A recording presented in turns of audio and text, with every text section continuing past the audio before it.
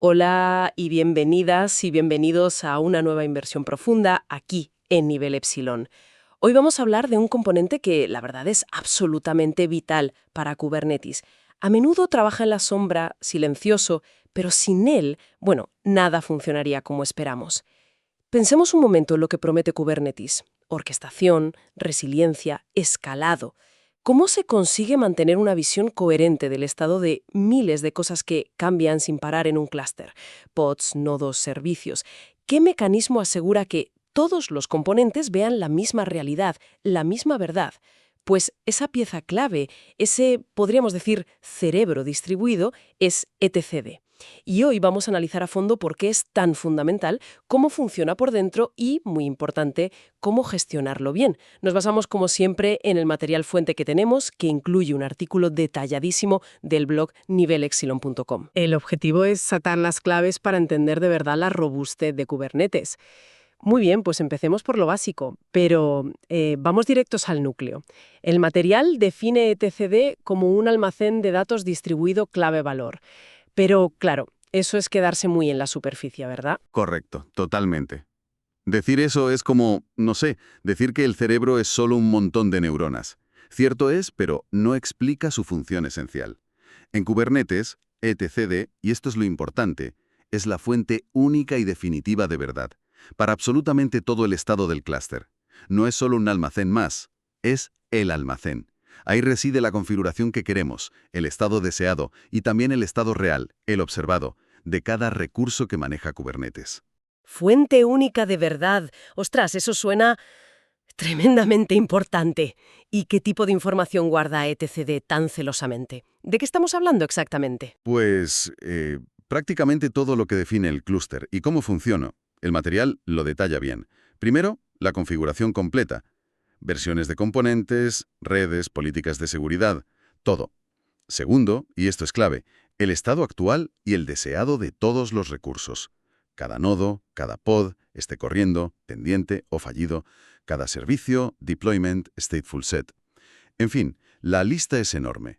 Tercero, la info para el descubrimiento de servicios, para que unos componentes encuentren a otros dentro del clúster.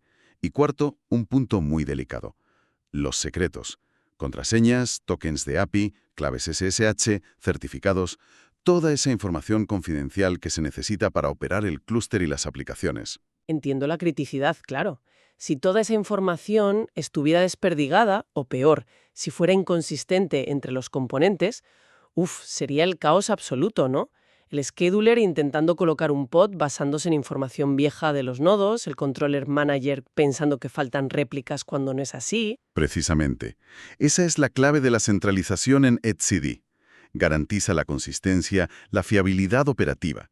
Todos los componentes del plano de control, el API Server, el Scheduler, el Controller Manager, y también los agentes en los nodos, como el kubelet, todos consultan etcd generalmente a través del API Server, eso sí, para saber qué estado queremos y cuál es el estado real. Así, todas las decisiones de automatización, de reconciliación, se basan en la misma información, actualizada y coherente. Sin esa fuente única de verdad, Kubernetes sencillamente no podría funcionar como un sistema coordinado. Imposible. Vale, vale. Clarísima su función como el gran libro de registro del Estado. Pero etcd en sí mismo es un sistema distribuido. Normalmente se monta como un clúster, varios nodos para alta disponibilidad. Y los sistemas distribuidos, bueno, son complejos por naturaleza. Pueden fallar redes, caerse nodos. ¿Cómo consigue etcd mantener esa consistencia tan férrea? ¿Cómo asegura que la fuente de verdad no se corrompa o deje de estar accesible si hay problemas? Esa es la pregunta del millón en cualquier sistema distribuido fiable. Y el material fuente da la respuesta directa, el algoritmo de consenso Raft. etcd usa Raft para coordinar las escrituras y mantener la coherencia entre todos sus nodos miembros. Raft. Sí, es un nombre que suena mucho en este mundillo. ¿Podríamos explicar un poco cómo funciona en etcd? Pero sin meternos en las matemáticas puras. Más bien conceptualmente. ¿Qué problema resuelve? Imagínate intentar tomar una decisión importante en grupo, como aprobar un cambio en el estado del clúster. Pero la reunión es un caos. Gente entra y sale, los mensajes se pierden, llegan tarde. Necesitas un protocolo, unas reglas claras, para asegurar que los que quedan lleguen a la misma decisión y la apunten. Pues Raft hace eso, pero para máquinas. Dentro del clúster etcd, que suelen ser 3 o 5 nodos en producción, los nodos eligen democráticamente a un líder. Este líder es el único que puede gestionar las escrituras. Cuando llega una petición de cambio, como crear un pod, el líder primero lo anota en su propio registro, su log.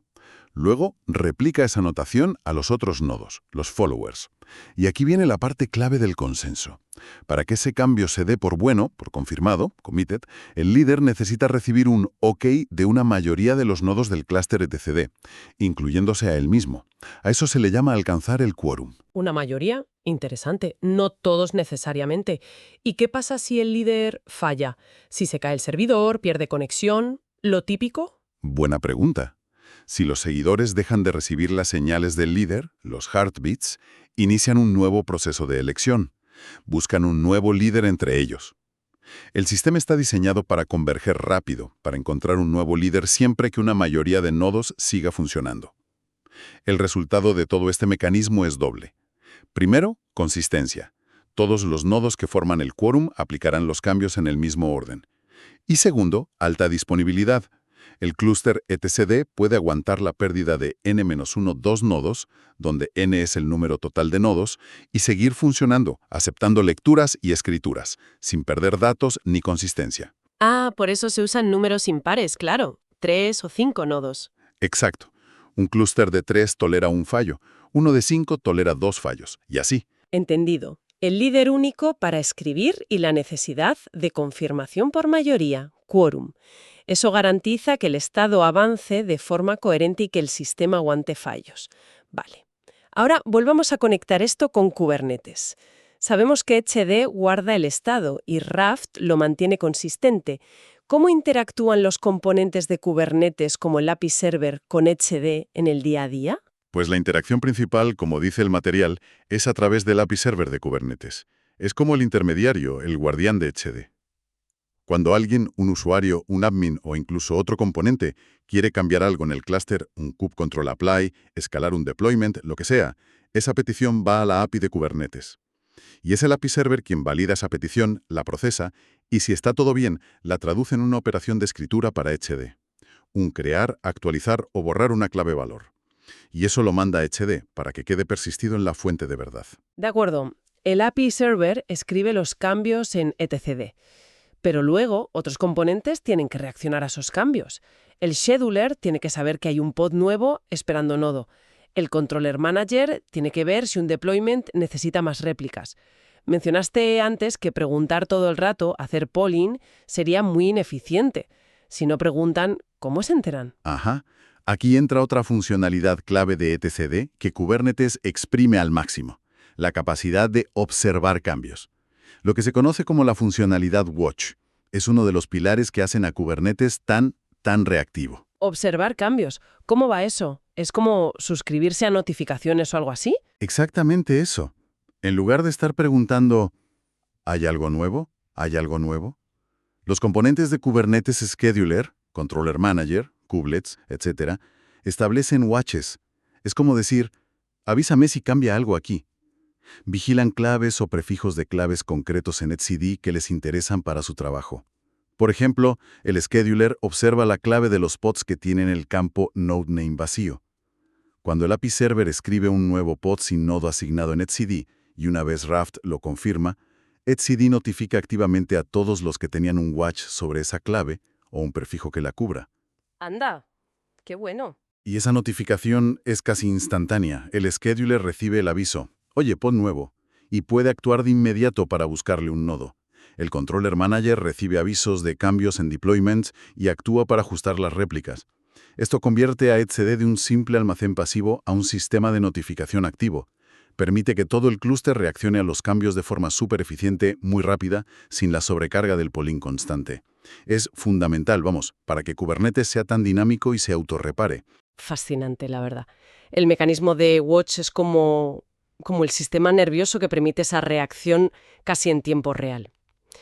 Vale, Hemos visto qué es etcd porque es la fuente de verdad, cómo usar Raft para ser consistente y disponible, y cómo se interactúa con él vía API Server y Watch. Hablemos ahora de cosas más prácticas. Despliegue, seguridad y mantenimiento. ¿Dónde suele vivir etcd en un clúster típico? Pues el material fuente lo deja claro. Aunque en entornos muy básicos o de desarrollo, a veces STD corre en los mismos nodos que otros componentes del plano de control, API Reserver Scheduler. La recomendación para producción es, casi obligatoria, desplegar etcd como un clúster dedicado, en sus propios nodos. ¿Y por qué esa separación tan estricta? ¿Qué riesgos hay si lo dejas junto al resto en producción? Principalmente es por aislar recursos y aislar fallos. etcd es muy sensible a la latencia del disco, a la I/O y al rendimiento de la red entre sus nodos. Si comparte nodo con otros componentes, sobre todo el API Server, que puede consumir mucha CPU o memoria bajo carga, etcd puede sufrir, puede ir más lento. Esa contención de recursos puede ralentizar las escrituras en etcd, retrasar que los cambios se propaguen y, en casos extremos, hasta afectar la estabilidad de Raft. Aislar etcd en sus propios nodos dedicados le da los recursos que necesita, CPU, RAM rápida, discos SSD buenos, y limita el impacto si otro componente del plano de control se vuelve loco. Claro. Dado lo crítico que es etcd, esa inversión en nodos dedicados se considera una práctica esencial para la fiabilidad y el rendimiento. Tiene todo el sentido. Aislar el cerebro para protegerlo, y supongo que las buenas prácticas de despliegue incluyen lo que ya dijimos. Usar un clúster de 3 o 5 nodos para la alta disponibilidad. Correcto. Resumiendo las prácticas clave. Clúster ECD dedicado. Número impar de miembros, 3 o 5, para tolerar fallos con Raft. Asegurar que esos nodos tengan buen hardware, discos rápidos sobre todo. Y, por supuesto, implementar una estrategia de backups sólida, que es el siguiente punto crítico. Antes de los backups, una parada rápida en seguridad. Mencionaste que etcd guarda secretos, tokens, claves. Proteger el acceso y la comunicación es vital. El material habla de MTLS, Mutual TLS. ¿Cómo funciona eso aquí? El TLS mutuo, MTLS, es el estándar de facto para asegurar la comunicación con etcd. En una conexión TLS normal, como HTTPS en la web, el cliente verifica la identidad del servidor con su certificado. Con MTLS vamos un paso más allá. No solo el cliente verifica al servidor, sino que el servidor también verifica al cliente. Ambos se presentan certificados emitidos por una autoridad de certificación, CA, en la que ambos confían, normalmente una CA interna del propio clúster Kubernetes. Ah, vale. Verificación en ambos sentidos. Exacto. Esto significa que la comunicación entre los propios nodos de etcd está cifrada y autenticada mutuamente. Y lo más importante, la comunicación entre los clientes de etcd, principalmente el API Server, y el clúster etcd también usa MTLS. Solo los componentes con un certificado válido, firmado por esa CA de confianza, pueden conectarse y, por tanto, leer o escribir en etcd. Esto evita accesos no autorizados y asegura la confidencialidad e integridad de los datos mientras viajan. Algo absolutamente esencial, imagínate, conteniendo toda la configuración y los secretos. Comunicación bidireccional autenticada y cifrada. Perfecto. Ahora sí, vamos a los backups. Mencionaste que un fallo gordo e irrecuperable de etcd sin backup significa perder todo el estado del clúster. Da un poco de vértigo solo pensarlo. ¿Cómo se gestionan los backups de etcd bien? Es un punto que no se puede subestimar, de verdad. La estrategia de backup y recuperación es tan crítica como la configuración de etcd. Afortunadamente, como indica el material, hay herramientas y enfoques ya establecidos. La herramienta fundamental es etcdtl Snapshot Saved. Es la utilidad de línea de comandos oficial de etcd. Tiene comandos específicos. etcdtl Snapshot Save para crear una foto, un snapshot, del estado completo de etcd en un archivo. Y luego etcdtl Snapshot Restore para restaurar ese estado, normalmente en un directorio de datos nuevo, para montar un nuevo etcd. ¿Y es etcdtl lo que se usa normalmente en producción? ¿Así a pelo? Se usa así, a menudo automatizado, pero hay soluciones más completas, más integradas. Velero, por ejemplo, es una herramienta open source muy popular en el mundo Kubernetes. Se enfoca en backups de aplicaciones y sus volúmenes. Aunque su foco principal no es etcd, se puede configurar, muchas veces con plugins o hooks, para que lance un etcd snapshot safe como parte del backup general del clúster. La ventaja de Velero es su integración con almacenamientos externos, S3, Azure Blob, GCS, programación, políticas de retención, gestiona todo de forma centralizada. Ah, vale, más integrado. Eso es. Otra vía son los operadores de Kubernetes específicos para etcd. Como el etcd operador, aunque bueno, su desarrollo ha tenido sus más y sus menos, pero el concepto sigue ahí y hay otras implementaciones. Estos operadores automatizan todo el ciclo de vida de un clúster etcd. Despliegue, escalado, actualizaciones y, crucialmente, la configuración y ejecución de backups automáticos. Y finalmente un enfoque más directo pero también automatizado, usar Kubernetes cron jobs. Un cron job puede configurarse para lanzar periódicamente el comando etcd-ctl snapshot save dentro de un pod que tenga acceso a etcd con los certificados necesarios, claro, y luego copiar ese snapshot a un sitio seguro fuera. Tenemos varias opciones entonces, desde etcdtl básico hasta Velero, operadores o cron jobs. Pero más allá de la herramienta, ¿cuáles son las buenas prácticas para que esos backups sirvan de algo? Porque no basta con hacerlos, ¿no? Absolutamente. Un backup que no puedes restaurar no vale nada. El material subraya varias prácticas clave. Primero, la frecuencia. Tiene que ser regular. Para la mayoría, un backup diario está bien. Además, es muy recomendable hacer uno justo antes de meter mano al clúster para algo importante. Una actualización de Kubernetes, cambios gordos en etcd. Lógico. Segundo, el almacenamiento. Los snapshots tienen que ir a un sitio seguro, fiable y, muy importante, fuera del propio clúster. Si el clúster se va al garete, los backups tienen que sobrevivir. Lo típico es usar almacenamiento en la nube, S3, GCS, Azure Blob, conversionado y retención. Y el acceso a esos backups súper controlado, claro. Vale. ¿Y la tercera? Y tercero, quizá la más crucial, y la que más se olvida a veces, probar la recuperación periódicamente. Hay que tener un procedimiento de restauración documentado y validarlo de vez en cuando. Restaurando el snapshot en un clúster de pruebas, por ejemplo. Esto te asegura que los backups están bien, que el proceso funciona y que el equipo sabe hacerlo bajo presión. Descubrir que los backups no valen o que nadie sabe restaurarlos en plena emergencia, eso es una catástrofe. Frecuencia adecuada, almacenamiento seguro y externo y pruebas de restauración periódicas. Suena a mantra fundamental para administrar etcd, sí. Antes de cerrar, una última pincelada sobre el rendimiento. Kubernetes es súper dinámico. Puede haber miles de cambios por segundo en clústeres grandes.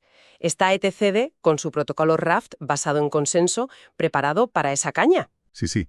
etcd está diseñado y optimizado justo para eso. El material menciona que puede manejar un volumen alto de escrituras, miles por segundo y todavía más lecturas. Esas cifras son suficientes para aguantar la dinámica incluso de clústeres Kubernetes muy grandes, con miles de nodos y cientos de miles de pods. Su rendimiento, junto con la robustez de Raft, es una de las razones por las que ha sido la elección para Kubernetes tanto tiempo. Claro que depende de tener buen hardware debajo, CPU, RAM, discos SSD rápidos y buena red entre los nodos etcd, pero el software está preparado para la escala. Excelente. Entonces, recapitulando lo esencial de esta inversión en etcd. Hemos visto que es mucho más que un almacén clave valor. Es la fuente única de verdad, distribuida, consistente, fiable. El cerebro de Kubernetes, guardando toda la configuración y el estado. Exacto. Y que usa Raft para garantizar esa consistencia y dar alta disponibilidad, aguantando fallos de nodos mientras haya quórum. También hemos destacado el papel del API Server como intermediario y la funcionalidad Watch, que le da esa reactividad a Kubernetes. Y en lo práctico hemos subrayado la necesidad de desplegarlo en nodos dedicados en producción, asegurarlo a tope con MTLS y, sobre todo, implementar una estrategia de backups robusta, copias regulares, almacenamiento externo seguro y pruebas de restauración periódicas. Precisamente. Y si hay una reflexión final que sacar de todo esto, es que entender etcd no es solo un detalle técnico para frikis del almacenamiento distribuido. Es fundamental para comprender la resiliencia, la fiabilidad, cómo funciona Kubernetes por dentro. Saber cómo etcd mantiene el estado, cómo se asegura, cómo se respalda y recupera, y dónde le duele, disco, red, Es conocimiento esencial para cualquiera que administre, opere o incluso desarrolle sobre Kubernetes. Te permite diagnosticar problemas mejor, tomar buenas decisiones de diseño y al final asegurar que los clústeres funcionen bien y sean fiables. Da igual la escala. Un conocimiento que sin duda da poder. Y con eso llegamos al final de nuestro análisis de hoy sobre etcd. Si alguien desea profundizar en todo lo que hemos comentado hoy, el artículo completo que ha servido de base para esta charla está disponible en el blog nivelepsilon.com. Hemos dejado un enlace directo en la descripción para que sea fácil consultarlo. No dejen de visitarlo en nivelepsilon.com. Y como pensamiento final, para darle una vuelta, hemos visto lo central que es HD, basado en la consistencia fuerte de Raft. Pero mirando al futuro, clústeres cada vez más gigantes, el Edge Computing con redes menos fiables. ¿Seguirá siendo este modelo de consistencia fuerte siempre el mejor equilibrio? Podríamos ver surgir otros almacenes de estado, quizá con modelos de consistencia diferentes, para casos de uso muy específicos en Kubernetes. Es una pregunta abierta e interesante sobre hacia dónde puede evolucionar la plataforma. Una excelente pregunta para seguir explorando, desde luego. Muchas gracias por acompañarnos en esta inmersión profunda. Nos oímos en la próxima.